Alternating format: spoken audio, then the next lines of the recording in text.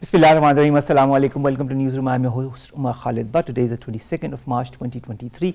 These are the stories that we will be discussing in detail in the course of the show. We will begin with Pakistan's fight against terrorism. This in the context of two such incidents that have happened lately in which 5 security personnel, including a senior military officer, were martyred in South Waziristan and Dera Ismail Khan.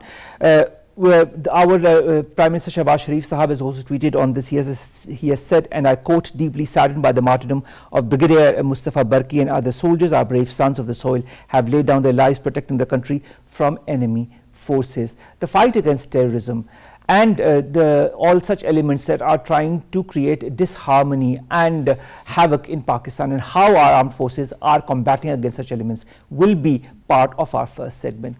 Our second story of the day, ladies and gentlemen, concerns the earthquake that happened in Pakistan. We all felt it and we were all very afraid of what could be the consequences because of seeing what happened in Turkey and Syria, and also what had happened in Pakistan in 2005. Although the magnitude of the earthquake was 6.8 and there was another aftershock that happened that was around 3.7, the casualties were much less than what happened in 2005. Although the casualties are there, at least 9 people are dead and 44 injured in Khyber Pakhtunkhwa. This has been confirmed by a government official. We'll be talking about the earthquakes in Pakistan, what needs to be done, what should be the mechanism evolved by the government and its agencies, and how should people react once an earthquake happens. Then we will be talking about China's President Xi Jinping, who has said that he has signed an agreement with his Russian counterpart Vladimir Putin, bringing their ties to a new era of cooperation, and both sides have also called for responsible dialogue to resolve the Ukraine crisis. That is also very important in the context of the 12-point agenda that Mr. Xi Jinping has put forward for ending the conflict between Russia and Ukraine. This is going to be our third story, and our final story of the day, ladies and gentlemen, concerns the World Water Day 2023. Today, on the 22nd of March, every day the World Water Day is observed. We also heard Shahid Rahman Sahiba talk about the importance of water conservation and how important it is for us also in Pakistan to understand the importance of water, the importance it has in our lives, and how we need to conserve it so that our future generations also get the same water in the same quantity that we have been getting. Understanding the need of water is what the World Water Day which is celebrated every year on this very day, is all about. Let's begin with our first segment, and our first segment concerns the terrorism and different incidents that have been happening of late. On Tuesday, we've had 2 incidents in Dera Ismail Khan, as well as in South Waziristan, in which 5 people were martyred. More in the following report. Pakistan has rendered matchless sacrifices in combating terrorism, and particularly the martyrs and the great sacrifices of the armed forces, police, rangers and other law enforcement agencies deserve generous accolade. The threat the insurgency poses to Pakistan was illustrated again as 5 security personnel, including a senior military officer, were martyred in separate attacks in South Waziristan and Dera Ismail Khan. According to an ISPR statement, Brigadier Mustafa Kamal Barki from Inter-Services Intelligence, while leading the encounter from the front, embraced martyrdom, and 7 soldiers got injured, 2 of them critical in South Waziristan. Brigadier Barki was instrumental in locating and eradicating terrorists responsible for vicious assaults in Pakistan. Earlier, in another encounter, security officials killed 3 terrorists before embracing martyrdom in Dera Ismail Khan. Prime Minister Shahbaz Sharif has paid tribute to the Pakistan Army officials, including Brigadier Mustafa Kamal Barki, who embraced martyrdom, and emphasized that the whole nation stands by their brave armed forces. Pakistan security forces have conducted numerous operations against terrorism across the country, not only arresting terrorists and their facilitators, but also foiling several attacks during the last 3 months. Pakistan government, law enforcement agencies and entire nation is determined to eliminate the menace of terrorism, and such sacrifices of brave soldiers further strengthen their resolve.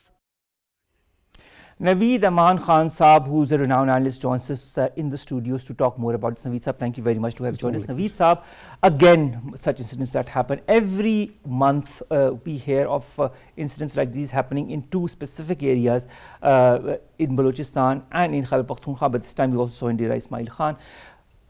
Do incidents such as these, in your point of view, strengthen the resolve of our armed forces and our citizens to eliminate all such elements that are behind it? Omar, thank you very much. In fact, Pakistan has long been facing terrorism.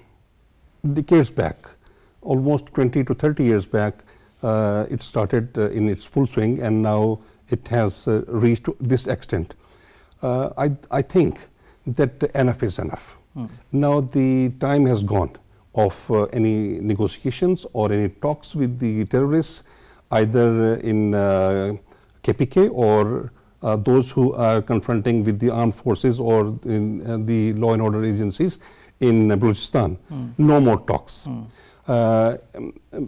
The damage which Pakistan armed forces and the security forces have faced is unbearable now. This is unbearable because now they have hit our brigadier. And not the first time that an officer of our intelligence agency has been hit. Earlier also in January this year, NAVEED Sadiq and NASIR Hussain, Director Inspector of the ISI's counter-terrorism wing, were martyred. They were in Khanewal. Yes, but this is the second such incident that happens.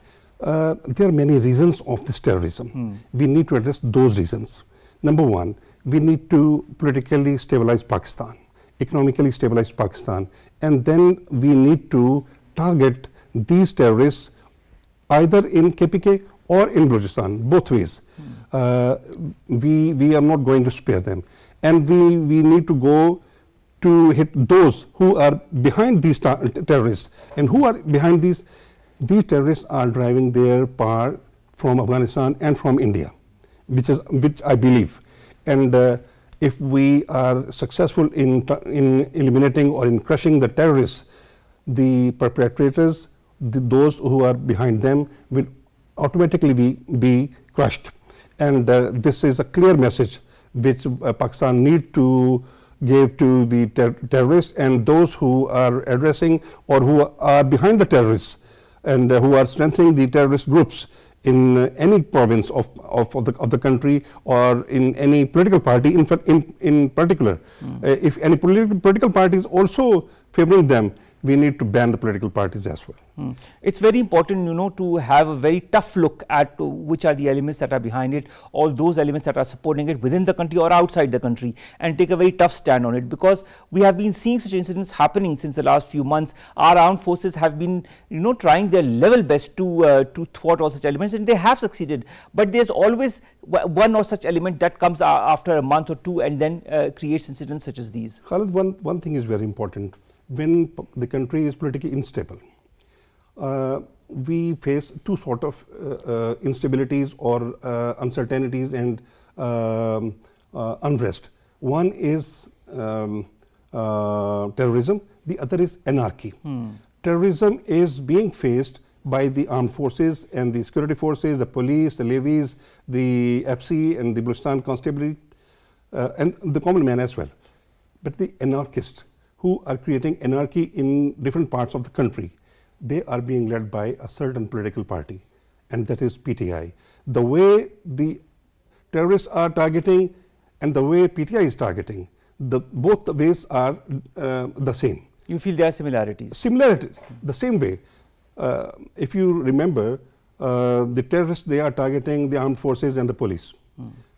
In PTI protests, the anarchists, they targeted police and they targeted the institutions. So the ultimate goal is to create instability in Pakistan. And to create terror. The terrorists are creating terror and the anarchists are creating terror.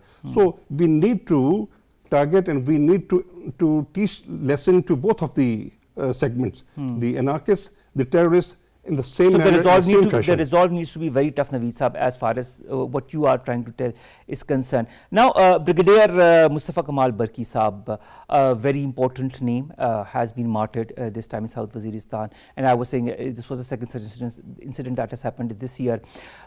Which organization, in your point of view, is behind it? Because no organization has claimed the attack in which Brigadier Mustafa Kamal Barki was martyred. I think the two organizations are important, the BLA in Balochistan and the TTP in KPK. Both are important to be focused on. And once we reach to the culprits, we should be having no more time for having any operation against them. And operation means crush operation, no mercy, zero tolerance. And there is no way now to have any sort of negotiations or talks either within the country or out of the country in Afghanistan or in India, no talks at all. And now one point agenda, crush elements, those are attacking Pakistan or Pakistan armed forces or even innocent common man. All right, Naveed sir, we had a very important delegation that went to Afghanistan some time back, in which these very points were clearly told to the Afghan side, and the Afghan side admitted and said that it's going to take the necessary measures. Do you feel those measures will be implemented in letter and spirit by the Afghan government, or do you feel that they are still stalling or they have other things in mind? I don't think, because we have completed the obligation. What was obligation on the government of Pakistan and the Pakistan Foreign Ministry? Pakistan Foreign Ministry and the Federal Minister for Defense, he went to negotiate with the Afghan counterparts, but I don't think they have learned any lesson or they have taken it very seriously. No, we need to take it seriously. If they have not taken it seriously, Pakistan will take it seriously, and Pakistan will go for any serious operation against terrorists and will break the bone of the terrorists and terrorist groups, either in KPK or in Balochistan. How, in your point of view, is the nation, are the political parties reacting to these true tragic incidents? Unfortunately, the political parties are all the political parties are entangling with each other on political for scoring political mileage. The main important thing is to address or focus terrorism and economy. By both of the groups. Groups means the PDM or the PTI.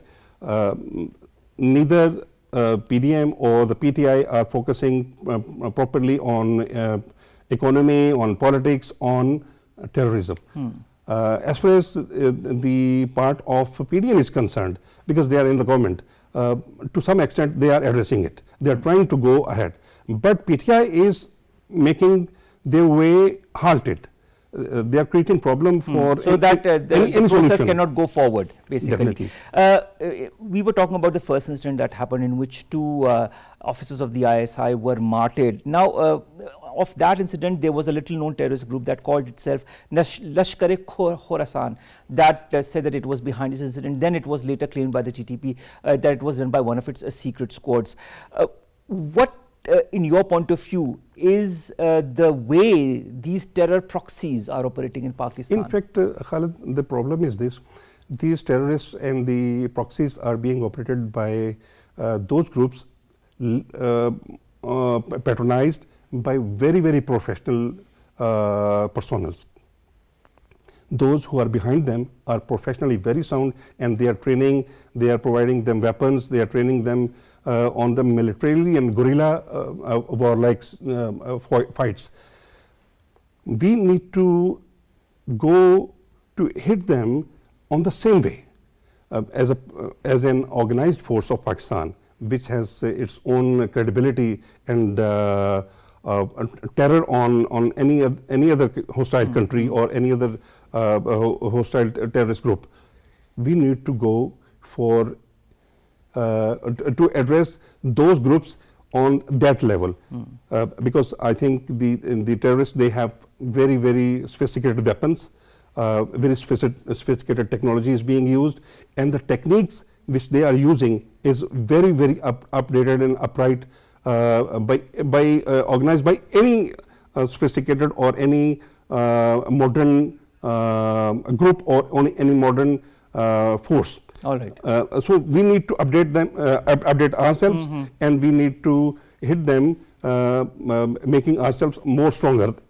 Anti-Pakistan propaganda, especially on social media, that is instigated by these terror outfits, whether it be TTP or the BLA. Now let's talk about the BLA, whose propaganda on social media that regarded a suicide bomber was exposed by the CTD as well, that conducted successful operations and, you know, apprehended those who were behind all of this. How long, in your point of view, will these terror organizations continue to make innocent civilians, you know, part of this anti-Pakistan nexus or agenda that they have been propagating through social media? Khalid, they will continue until we take lesson from our fightings. All the political parties have, it is the responsibility of all the political parties to address such issues or such problems occurring in Balochistan in particular. As far as the BLA is concerned, the political instability since long, for the last 1 year in particular, is strengthening these terrorist groups. BLA is in very strong position now because of the political instability in Pakistan, because the political leaders are not in the position to pay attention to those groups to crush them. They are involved in their own petty matters. I think the political parties should be having consensus on addressing their or focusing their attention on the elimination of the terrorist groups in Balochistan. Particularly, but I think the main thing, Naveed Sahab, I feel, and I'm sure you will agree with me, is that now the resolve needs to be stronger and stricter as far as reacting and dealing with all such elements, whether inside the country or outside the country, are concerned, that are trying to create havoc in Pakistan. And I think it's high time, and I think our intelligence apparatus as well as our armed forces understand that and are going to do the needful, because the way they have been going on is is a complete blatant, how should I say, trying to undermine Pakistan as a nation, trying to undermine Pakistan's security, and trying to make Pakistan unstable, not in front of its people but also in front of all the people across the world, so that Pakistan does not stabilize itself economically as well. Khalid, in fact, now the state will have to take decisions, either against the terrorist groups or those anarchist political parties or the political leaders who are creating unrest in the country. True. It is the obligation of the state now. State has bared a lot. Now the patience and is wearing off, basically. I mean, that patience is costing a lot. Now the state will have to take actions very seriously against the terrorists and the anarchists. I totally agree with you on that. Thank you so very much, Naveed Aman Khan Sahab, analyst, to have joined us and to have talked to us about the security situation in Pakistan, how our armed forces are dealing with it, and what needs to be the future strategy of our nation as far as dealing with such elements is concerned.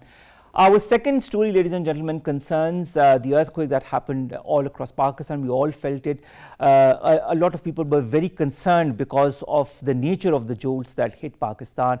Pakistan was not the only country that was hit. Nevertheless, it reminded us of the 2005 earthquake. In this whole scenario in which Pakistan last year underwent through floods because of climate change, and now we have this earthquake. Fortunately for us, not as many casualties as 2005. Nevertheless, 9 people dead, 44 injured in Khyber Pakhtunkhwa. More in the following report. A magnitude of 6.8 earthquake rattled much of Pakistan, with its epicenter being the Hindu Kush region, sending panicked residents fleeing from homes and offices and frightening people in remote villages. Years geological survey said the quake rocked Afghanistan and parts of India as well, adding that the quake epicenter was 40 kilometers southeast of the Afghan town of Jom. According to the European Mediterranean Seismological Center, tremors were felt across cities in Afghanistan, Pakistan, India, Uzbekistan, Tajikistan, Kazakhstan, Kyrgyzstan, Turkmenistan, more than 1,000 kilometers. At least 9 people were dead and 44 injured in KPK. 19 houses were partially damaged by the earthquake. Earthquake also jolted the mountainous region of Gilgit-Baltistan, where the resultant landslides occurred. Tuesday's earthquake was among the intermediate ones, which are between 70 km and 300 km in depth. Shallow quakes are at depths of less than 70 km and are the ones that have broader damage. 6.3 magnitude earthquake jolted parts of Islamabad on January 29th, while a 5.6 magnitude earthquake jolted a number of Khyber Pakhtunkhwa's districts on January 19th. Large parts of South Asia are seismically active because a tectonic plate known as the Indian plate is pushing north into the Eurasian plate. Now, as far as the earthquakes are concerned, as you very well know, the situation was quite uneasy when the earthquake hit Pakistan. A lot of people, in fact, even in our neighborhoods where I live, were extremely concerned, and they said it reminded us of the 2005 earthquake. Nevertheless, there were 2 earthquakes. The first earthquake was of 6.8 magnitude. The second, an aftershock, was around 3.7 magnitude, and both these earthquakes had a very detrimental effect on Pakistan and on other countries as well. As far as Pakistan is concerned, at least 9 people were killed and 44 injured. The epicenter was the Hindu Kush region. The US Geological Survey has said that the quake rocked Afghanistan and parts of India as well, and you could see on the social media as well that people from both these countries were also tweeting about this very thing. The quake epicenter was around 40 kilometers southeast of the Afghan town of Jurm. Tremors were also felt over a 1,000-kilometer area that spans India, Uzbekistan, Tajikistan, Kazakhstan, Kyrgyzstan, Afghanistan and Turkmenistan. Now, according to the European Mediterranean Seismological Center, this was the data that was received. Prime Minister Shehbaz Sharif Saab has also ordered the National Disaster Management Authority as well as other institutions to be ready to deal with any emergency in the wake of these earthquakes. A spokesperson for the Ministry of National Health has said that the major government hospitals remain on high alert in Islamabad. The alert was issued to the hospitals on Health Minister Abdul Qadir Patel's direction. The Health Minister also directed the administration of the Pakistan Institute of Medical Sciences and the federal government polyclinic to ensure all the necessary arrangements in case anybody needs them. In Afghanistan, at least 4 people were killed and 70 others were injured in the affected areas across the country. Now, to talk more about such earthquakes, what are the after effects of it, what needs to be done by the public in general, and what should be the possible methodology of the government and the agencies involved for dealing with future earthquakes. We've been joined by 2 guests. Let me introduce them to you one by one. On my right is Professor ADIL NASIR. He is the Chief Executive Officer of All Pakistan Geoscientists Association. Thank you very much, Professor Saab, to have joined us. Next to him is Professor Dr. Mona Lisa. She is an earth scientist. Thank you very much, ma'am, to have joined us. Let's begin with you, ADIL NASIR Saab. In your point of view, did this earthquake, of course there were 2 earthquakes, one earthquake and then there was an aftershock, did they cause any major damage in Pakistan if we compare it to what happened in 2005? Yeah, if we compare this earthquake with the earthquake happened in 2005, it's quite difficult. The technical reason of its difference is about depth. That depth was about 16 kilometers, but the depth of this earthquake is about 180 kilometers. So technically, recent earthquake was not as such dangerous. Had it been a bit more on the shallow, then the effect would have been much more disastrous. Yeah.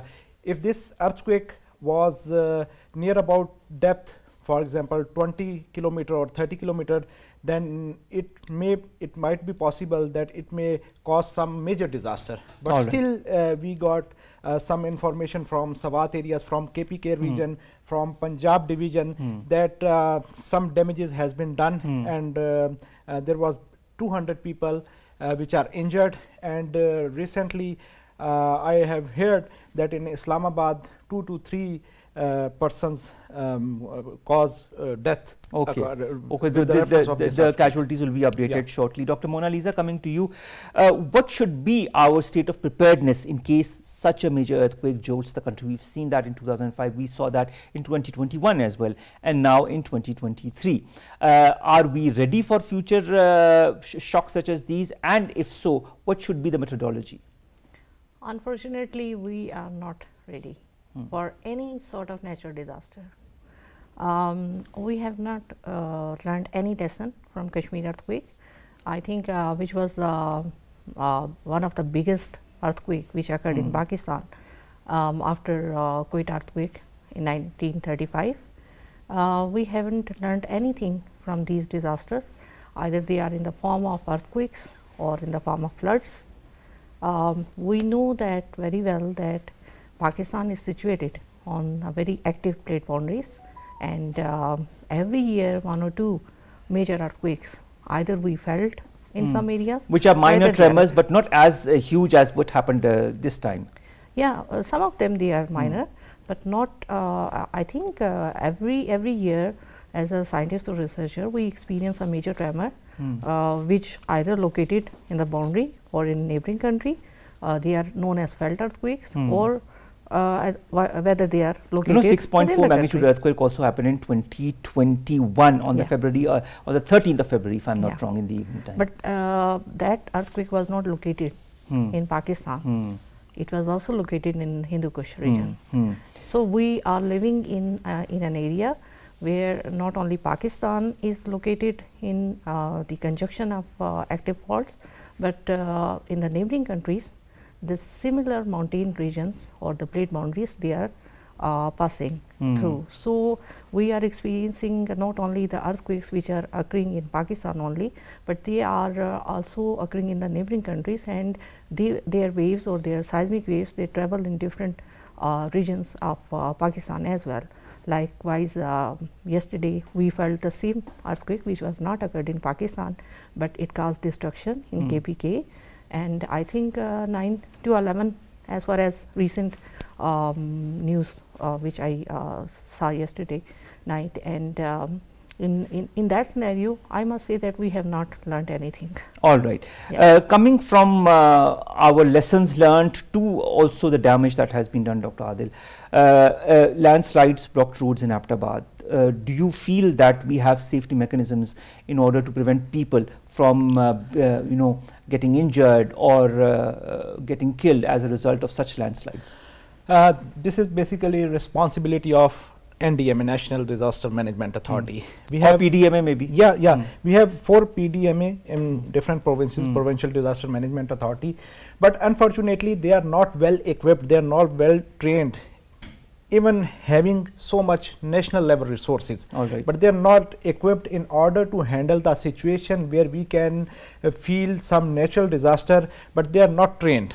So we need to prepare some plans according to the disaster, such as in few months back we have experienced floods in the Pakistan. Now just before 2 months we have experienced a major earthquake in Turkey. So we need to prepare the plan according to the scenarios, that if some earthquake near to the shallow depth, its seismic wave happened near to the shallow depth, we have to prepare some plans accordingly, that after disaster how we manage the buildings. Just like this is very unfortunate, like in Islamabad, we have seen different tall buildings in the recent few months, but I think no government authority is controlling these buildings, and they are building on a level that does not come to the standard of any such incident that would happen or could happen. I don't think they are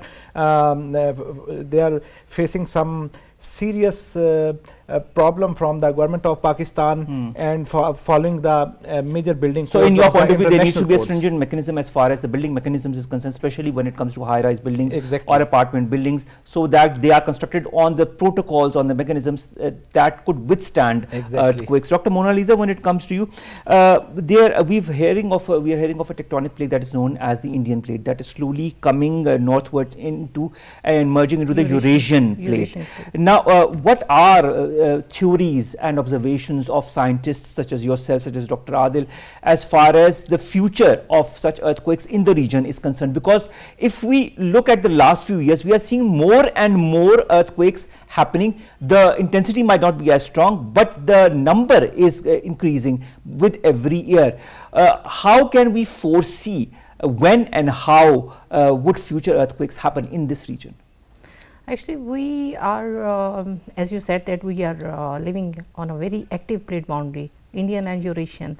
Not only Indian and Eurasian, but we are also having another major transform plate boundary, which is known as German transform boundary. And this is passing from Quetta and as well as from some parts of Afghanistan.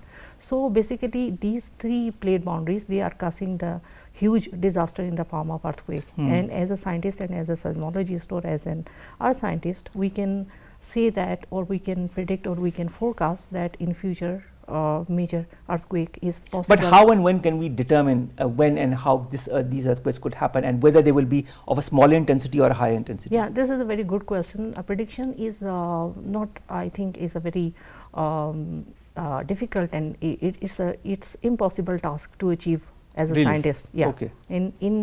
I think if a person predict accurately the time, date and occurrence location of any earthquake, he or she will win Nobel Prize. But I think that's very important. That's the need of the day if that could happen.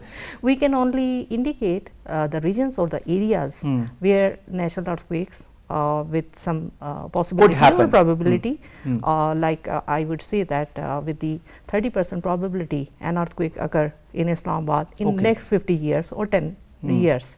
So there are different techniques, or there are different methods with the help of which we can predict or we can forecast. Professor Adil, what's your take on that, about the possibility of future earthquakes and whether we can predict them or not? Yeah, there is an institution named as Pakistan Meteorological Department, Government of Pakistan. That department is responsible to predict the earthquake on the basis of real-time data or on the basis of previous data. They have the data of around 100 years. So we can make some analysis on the previous data in order to predict some new earthquake in the region, in the Pakistan region, because it has the capability when in the world anywhere some natural earthquake occurs, they can just inform to the media, as well as they have a well-established recording system in their offices.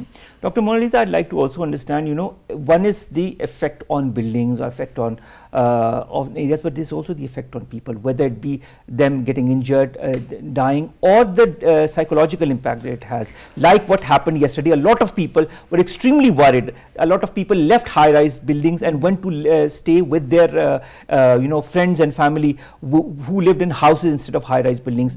How can one counter this?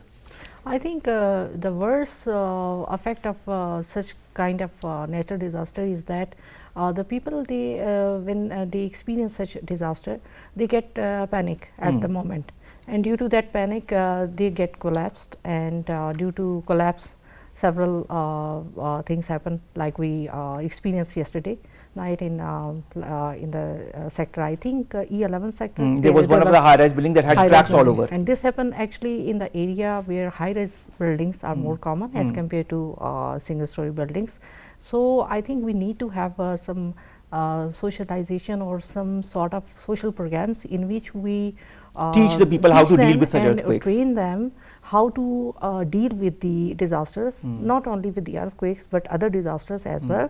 But unfortunately in Pakistan, I don't see, as a teacher or as a researcher, but I think this should be done, and I hope with the intervention of people like yourselves that could happen. What is the mechanism that a normal layman like myself needs to follow if an earthquake happens? What should one do when one is in a house or one is in a high-rise building? You need to stay first of all very calm during the earthquake. And should we sit down? Should we remain standing? Should we put ourselves in one corner of the house? What should we do? Should we sit down near to the stairs or beneath the stairs? All right. Or why? Why? Because the building technically its columns and beams can protect yourself. All right.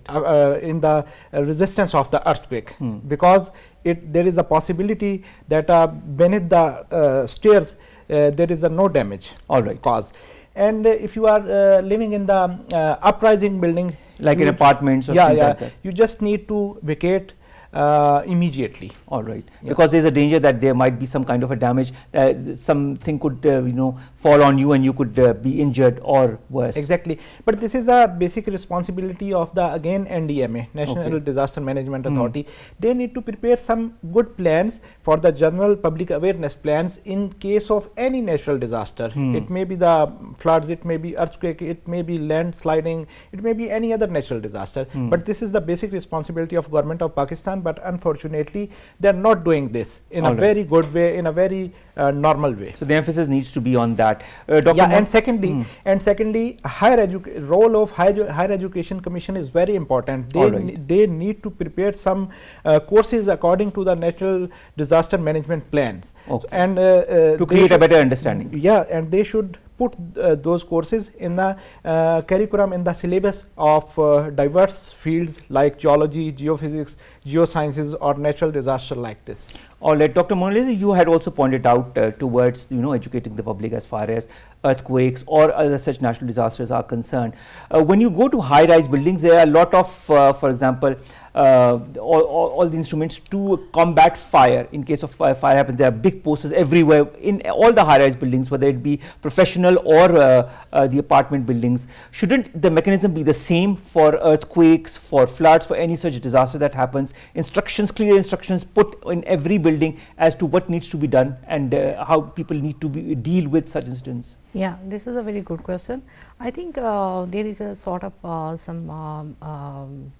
I think there is some sort of plans and which need to be addressed in case of in case of high-rise buildings, and in case of single-story building, and in case of schools, or in case of government buildings, there are certain sort of instructions which we need to display before the in front of public, and we have to have some sort of training and educational programs related to different types of the building in case of earthquakes. Also, the administration of each building maybe needs to be given such training so that they can do the needful in case any such incident happens.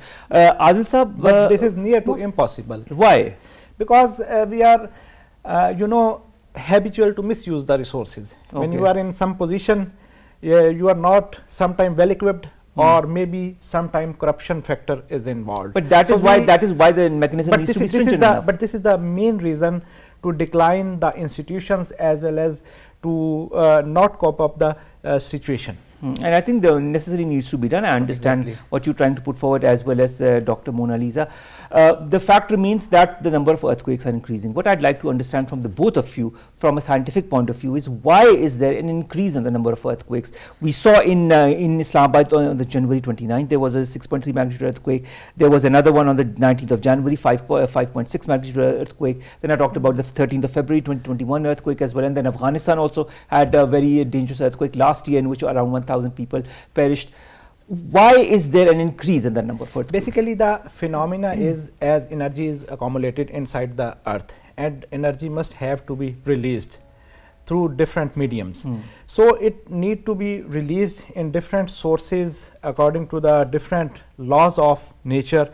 So we have to experience in the past few years as well as we can experience in the future, but we cannot predict these earthquakes. But why does this energy happen? Why is there an accumulation of energy that needs a release? This is a natural phenomena. Okay.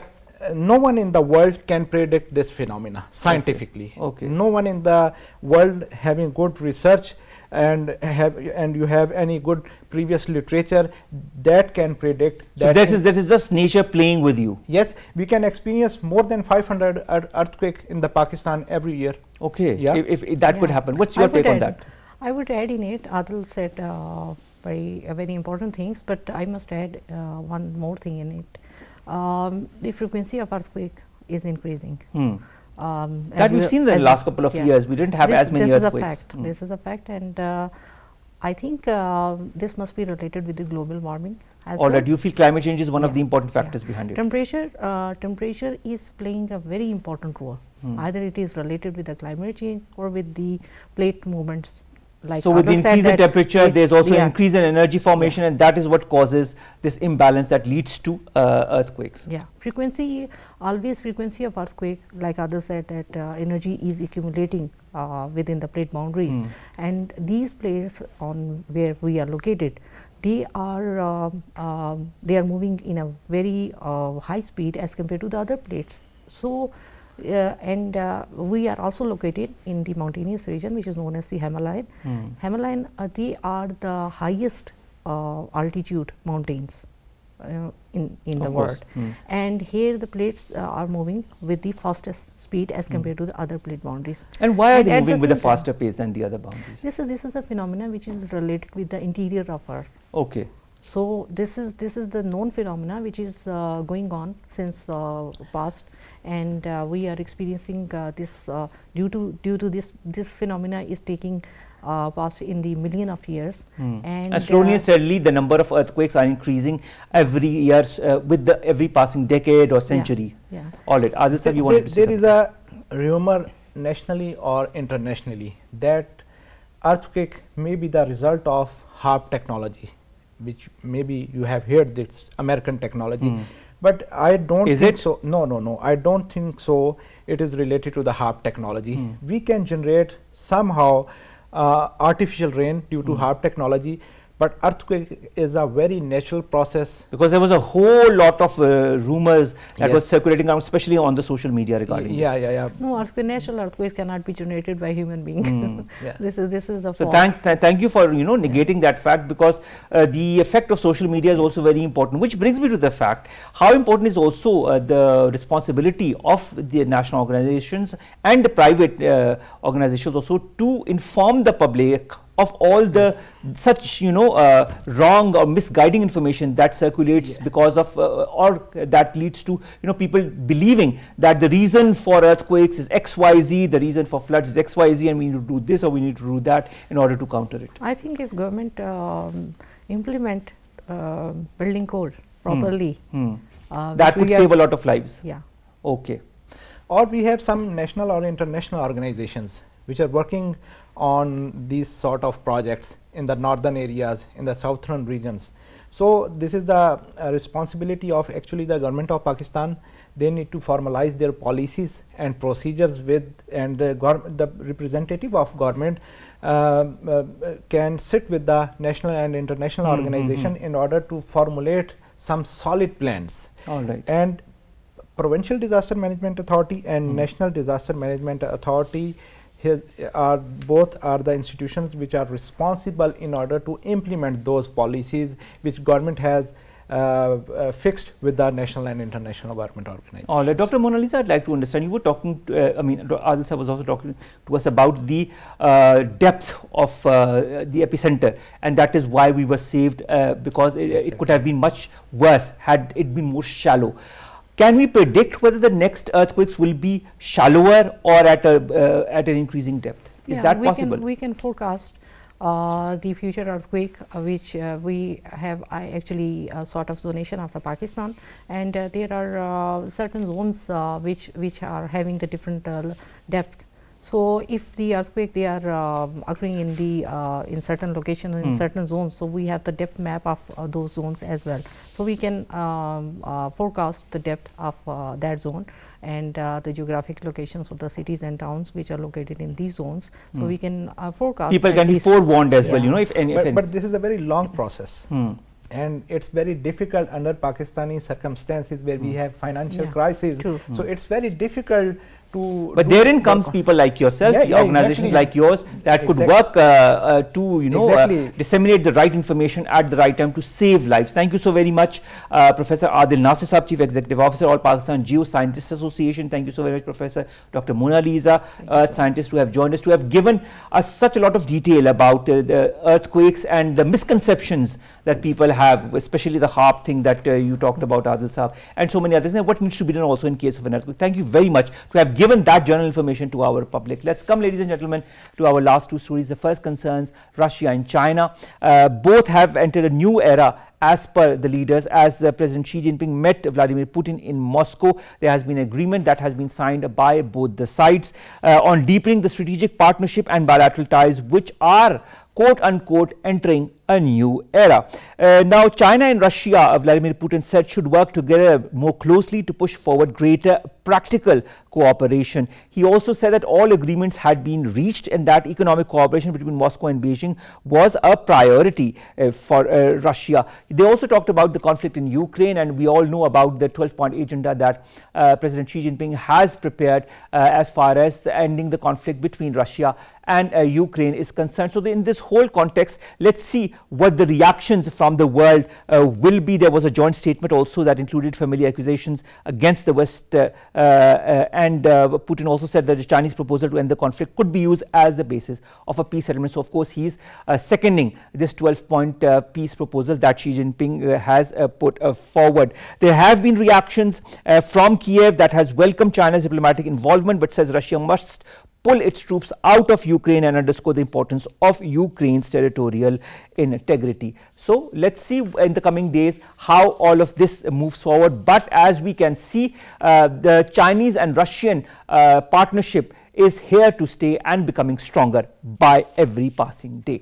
Now let's come to our last story, ladies and gentlemen, that concerns World Water Day. Now today, on the 22nd of March, every year the World Water Day is observed across the world, and the day is aimed at accelerating change to solve water and sanitation crises that are happening across the world. To enforce the Water Action Agenda, the United Nations organizes a 3-day water conference with collaboration this year. It will be with Tajikistan and the Netherlands in New York. Today, more than 6,500 100 delegations, including 100 ministers and dozens heads of state and government representatives will be participating in this. The basic aim of this conference is to deliver rapid progress on the internationally agreed water and sanitation targets, which are part of the United Nations Sustainable Development Goal number 6. Water and water conservation are extremely important for our country as well. In Pakistan, we do not take care as far as our water, whether in our taps is concerned, whether elsewhere is concerned, whether taking a shower is concerned, or whether washing our cars is concerned. We need to be more cognizant of that. We need to take the necessary measures. We need to conserve as much water as possible. Water is our lifeline. Remember that. With that, ladies and gentlemen, we come to an end of today's newsroom. We'll see you inshallah tomorrow with new story segments that pertain to us, you in Pakistan. Stay safe. Allah Hafiz.